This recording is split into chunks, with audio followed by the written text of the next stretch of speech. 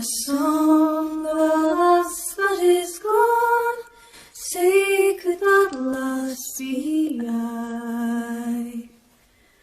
Mary of soul, she sailed on a day over the sea to sky.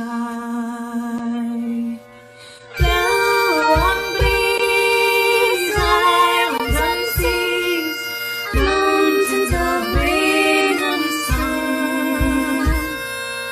All that was good, all that was fair, all that was near is gone. Hello at the house and welcome to Culloden Battlefield. My name's Caroline and I'm a member of Inverness Outlanders. We're a group of Outlander fans who live in and around Inverness. We meet up once a month with the aim of sharing information among ourselves and also with Outlander fans around the world, because we have so many connections to Outlander here in Inverness that we want to let you know about. Back in April, together with Bruce, I was lucky enough to have the opportunity to interview Diana Gabaldon. Now, Inverness Outlanders approached Diana as we were planning the Inverness Outlanders live Culloden special, and we were delighted when she agreed without hesitation. If you've watched the Culloden special, you'll have seen some of the questions and answers from Diana and that interview. And if you've not watched the Culloden special, you actually can still do that on our Facebook page and on our YouTube channel. But there are a lot more questions that we weren't able to show you on that particular programme, and we'd like to share them all with you today, completely unedited, so you'll see it from start to finish. You'll hear a little bit about Diana's thoughts of Inverness, of Culloden, and her visits to Scotland. You'll also hear her answer to how she gets herself into the 18th century mindset and some of the Jacobite women that she admires from the time. There's some questions about her family connections to Scotland and her interest in rugby. So in the 35 minutes that follow, we hope you'll enjoy hearing the answers that she gives us. Now, there's one or two references that I'd just like to highlight for you so that they make sense when you hear them. This was actually our second attempt to interview Diana.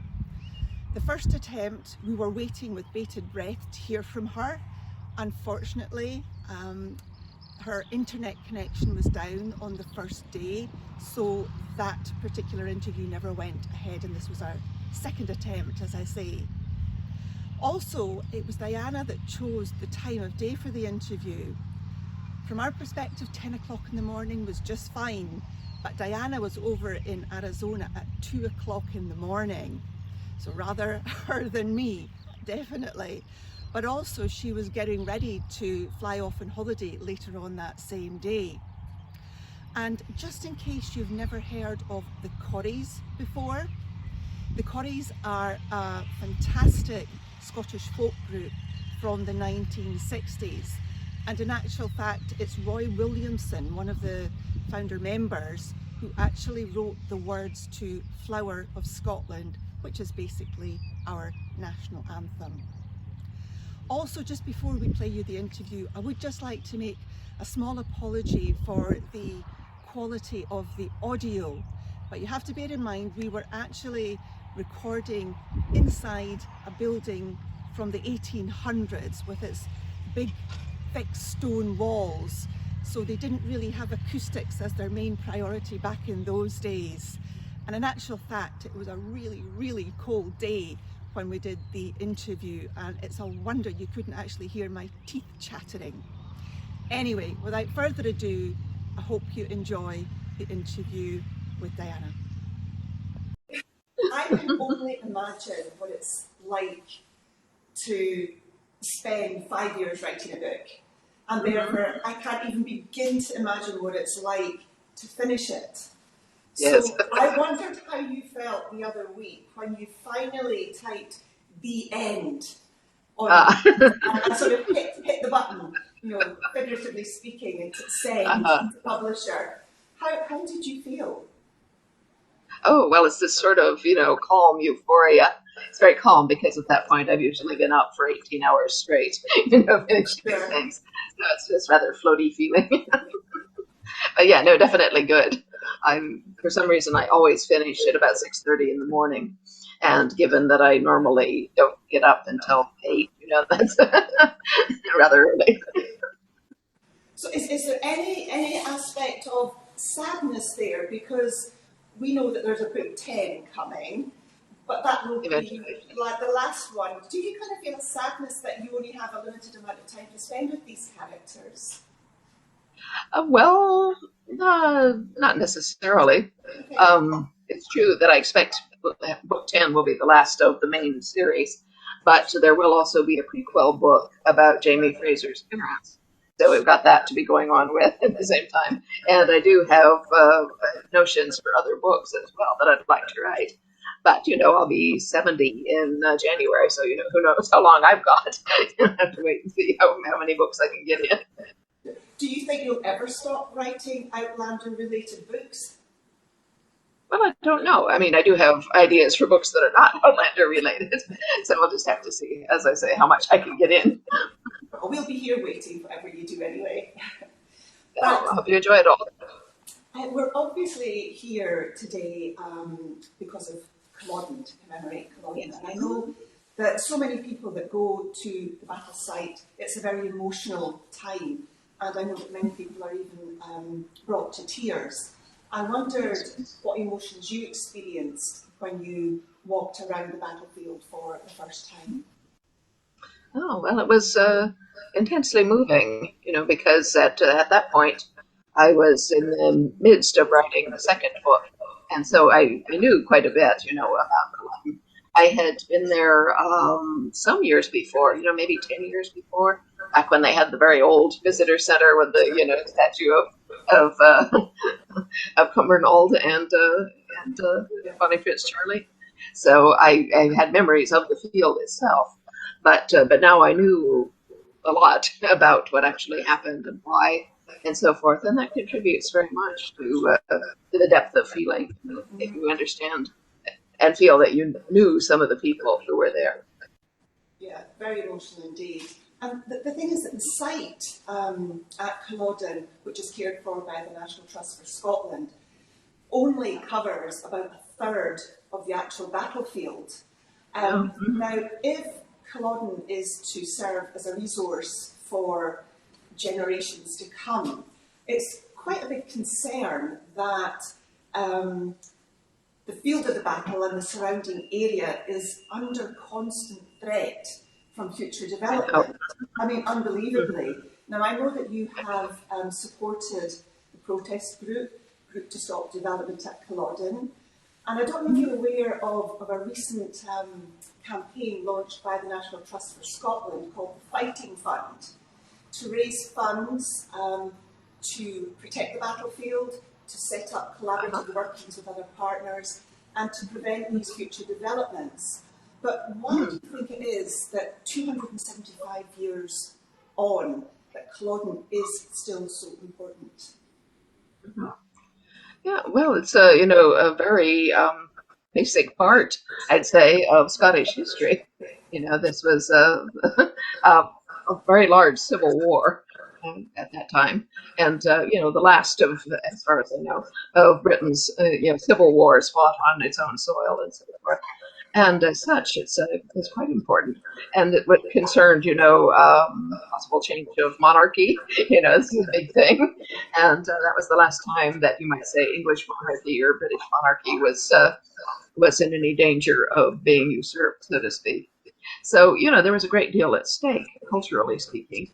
And then, of course, there is the underlying culture. How far is the Highland identity, as well as, the overall Scottish identity involved in that? The answer is that it's pretty much vital because, Culloden was the nadir of the Jacobite rising. And, it did lead to the absolute crushing of the Highland way of life.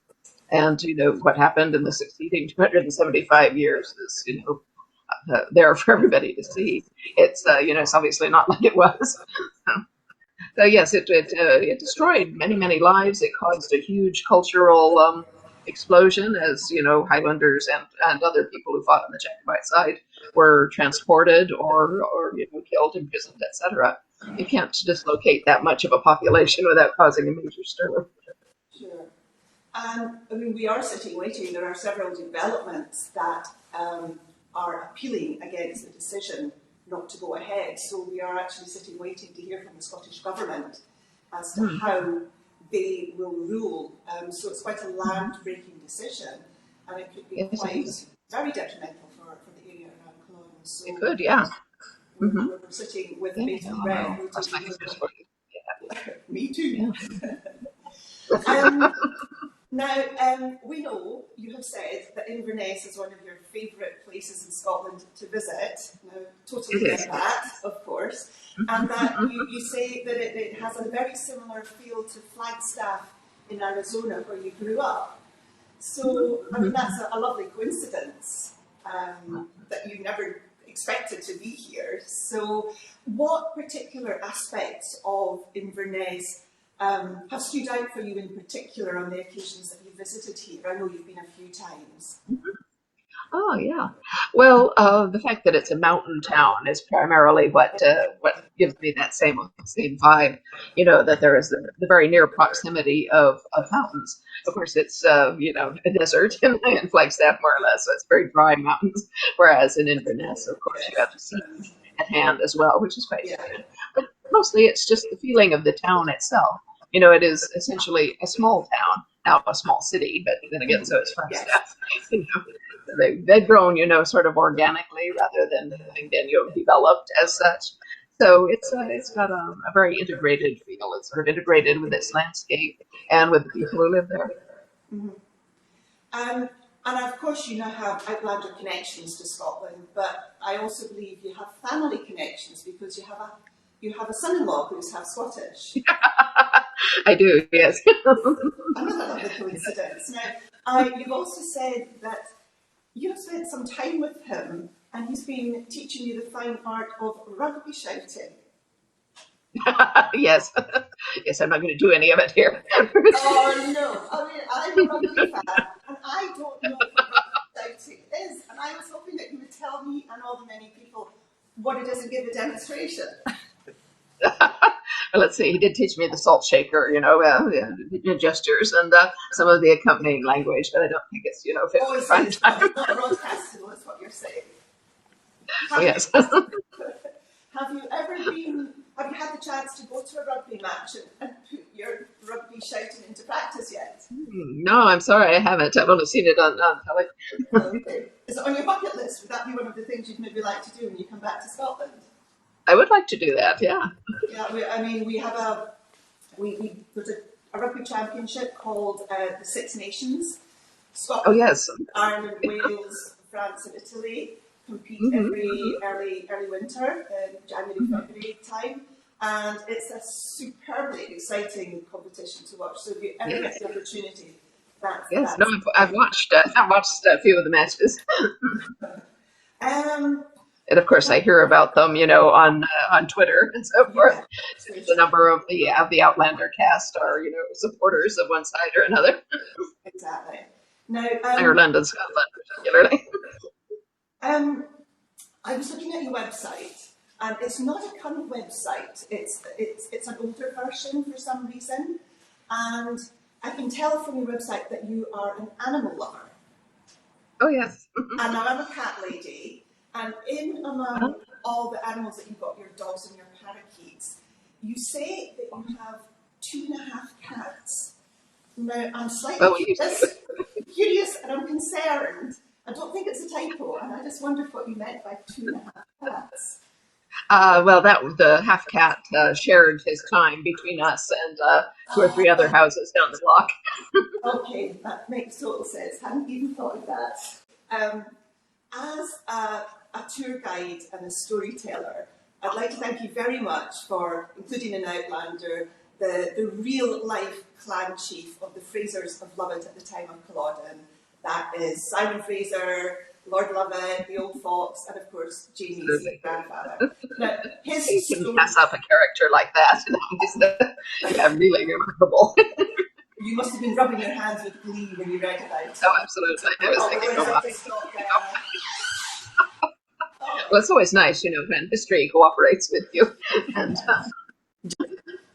So the Fraser's oral tradition states that after Lord Lovett was beheaded at the Tower of London, that some of his clan went down to London and smuggled his body back up north of the border, and that he was buried in a double lead-lined coffin in the crypt of the Fraser Mausoleum just outside Inverness.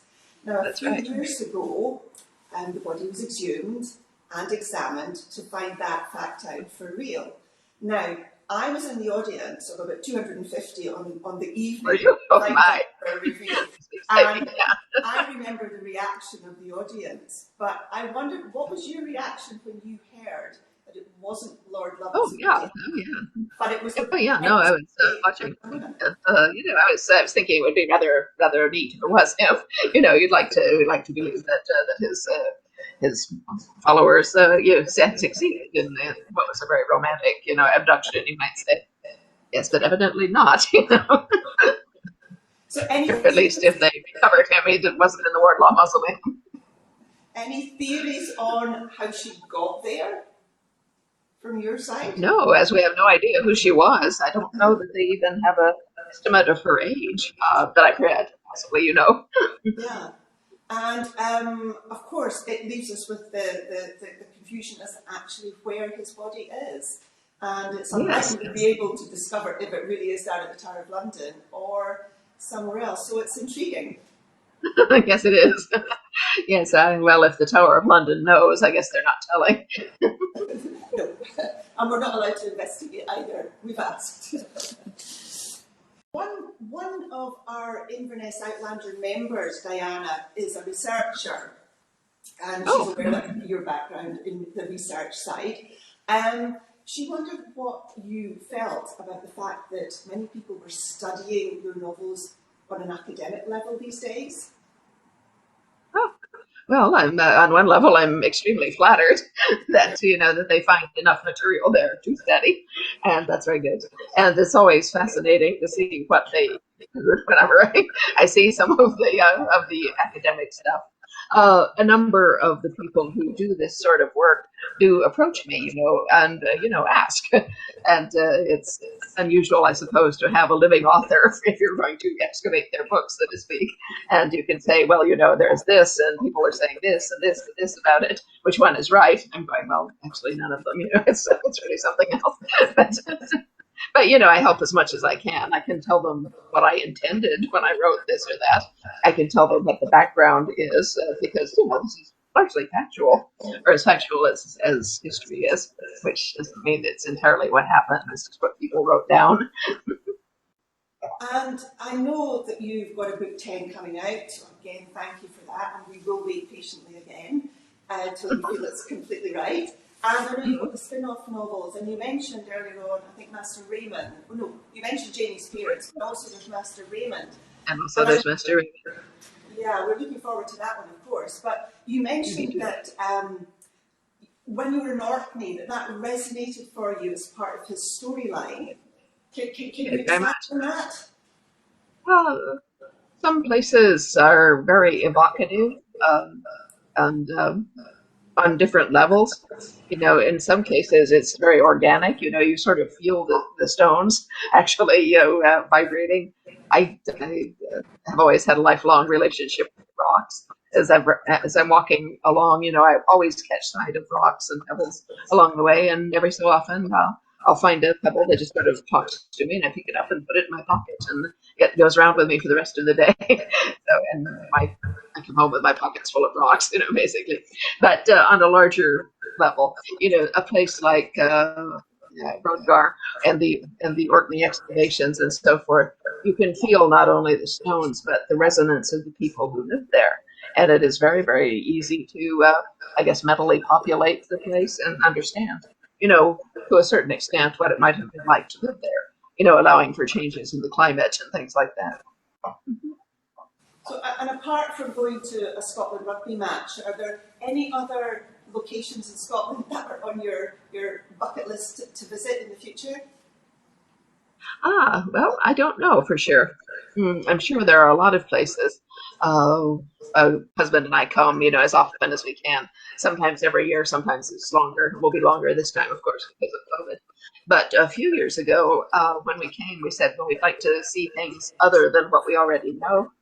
So I talked to Hugh Allison, who perhaps you know. He used to be to work at Culloden and has had his own tour company for some time now. Anyway, I wrote to him and said, can you recommend anything we should see? And he said, well, I would love to make a custom tour for you. I said, good, good.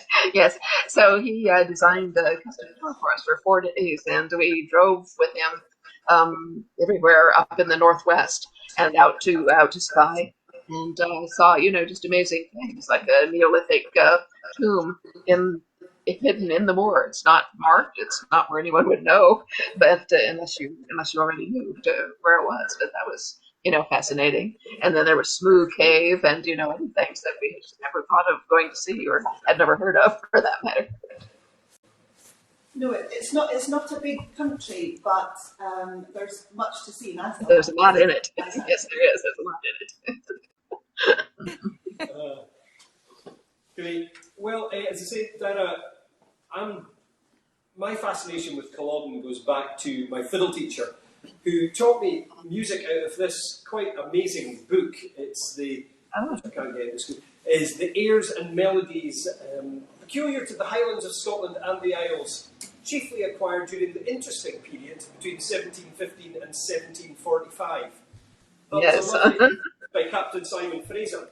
And I love the fact that, throughout the whole of this book, there's amazing tunes in it, but there's the whole story of how his father and his grandfather had been involved in 1715 and 1745, and they collected music and song. Fascinating. It's an amazing book, and it took me really into loving history, because the music took me into history. Did you find that when you were doing your research and the music started to call to you, was it a new musical world that you were exposed to? Yes, indeed. I had not. I had not been looking into Scottish music as such, let alone that specific to the Jacobites and so forth. But directly I started writing. I started collecting references, and not only factual references, but you might call atmospheric references. And of course, the music is a large bit of that. The first time we went to Scotland, of course, we were listening to, folk singers and traditional singers and fiddlers and things like that. It was fascinating, and that's where I began collecting, music, CDs and tape. Well, it was still 8-track tapes at that point. So, but I've kept on, as it were. Yeah, and I know Ronnie Brown quite well, and I know a lot about the Corries.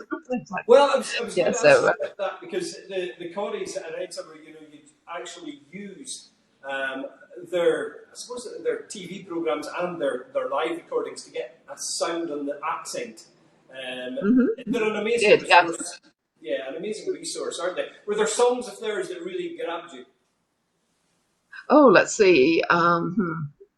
What kind of number? I like the Sheriff Muir Fight and Johnny Cope, of course. You can't do Jacobites without that one. But there's some of the lesser known ones which I'm not bringing to mind right now because I haven't been listening to them lately. But I do go back and play some of their YouTube videos, for atmosphere while I'm working on things, especially battle scenes and so forth. Anything involving a BOGBAIN and so forth. Yeah, I was quite young when their TV series was on, but I remember it just being. It grabbed me into a different world, that folk world, and that they really inspired me. They're absolutely brilliant. I also read that you know Cathie McPhee. Oh yes, I do. Yes, no, she's wonderful. Yeah, she's she's she's the principal person who helps me with the Gaelic in my books. She and her very good friend Catherine MacGregor, who is Canadian and modestly calls herself a Gaelic learner, as people who were not born to it do, but she's extremely good. And so normally I'll start with Cathie MacGregor because she's fixed in place, whereas Cathy Ann moves about. And so I'll send Cathie MacGregor, bits of Gaelic with context. because, as they say, I need to know what's the relationship between these people, and what is the situation in which they find themselves. So I'll normally send them half a page to a page with a tiny bit of Gaelic in the middle, and then Catherine can usually tell me approximately what it should say, and then she'll say, "But let me check with Cathy Ann because she might know something better." And we'll get back a much longer and more ornate bit of first-rate Gaelic. And how did you come across Cathie Ann? How did you first meet her? Through Cathy MacGregor. Yeah, they were close friends. And Cathy MacGregor was we'd become acquainted, sort of as not exactly pen pals, but online, so to speak. And I was doing a Canadian tour and was in Ottawa, where Cathy MacGregor lives, and so did Cathy Ann at that time. And so Cathy MacGregor said, could we possibly meet for a quick tea or something? I said, yeah, that'd be great. So we did, and she said, can I bring my friend Cathy Ann along? I said I would love to meet her, and so we had a lovely tea, the three of us together became friends, and so they've been very kindly helping me with the Gaelic ever since. Yeah, Cathy MacGregor also has written a series of readers' guides for the anniversary editions of my novels. It's for people who have book clubs, they're suggesting questions and lines of thought that they might use, which is something that I'm not at all constitutionally suited to do. But she is a natural teacher, and that's what she does for a living. And so she's very, very good at explaining things. Yeah. I wonder, just as a complete aside, Cathy Ann played, or she did the soundtrack to Mary Vorn Oran, the story of Big Mary of the Songs. I don't know, do you know the story of Mary? Because she's actually buried just across the road from us. Just a Gaelic poet, writer, and political activist. She kind of helped. I just wondered, she's an amazing character. No, I don't know her. Well, no, I don't. I'm fascinated. Yeah, well, she kind of led a lot of the land reform groups in Skye, and kind of led a lot of the revolutionaries over there. So I think you'd love her character, actually. And Cathy Ann did an album. I would, yeah. Yeah. So, well, I'll see if I can squeeze her in. no, I think you'd love it. The songs are beautiful, absolutely beautiful, and they're still absolutely in the late 1800s, but they're still sung by Gaelic singers today all the time. They're quite incredible. And she only started writing songs at the age of 50 as well, which is the other quite amazing thing, whilst in prison. So that was a well, you've got to pass the time, Yeah, it's a good way. So when we were in school, we got taught the history of kings and queens and the odd battle here and there. We were not told about the common man, or the common woman. That kind of social history just wasn't part of it. The wee people. Was it, from all your research into that period of Highland history, were there any individual wee people stories that really grabbed you, made you think, gosh, the struggle of these folk, not the clan chiefs, but the wee people.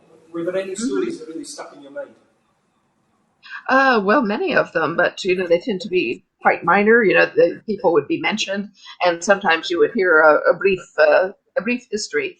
But I've been writing these books for 33 years, and I've been collecting stories like that all the way along. So it's hard for me to go back and pick out a very specific one, other than there's the story of the actual Dun Bonnet, who was a real person, and you eventually came across him. It wasn't exactly wee, but he was not one of the well-known high people, so to speak.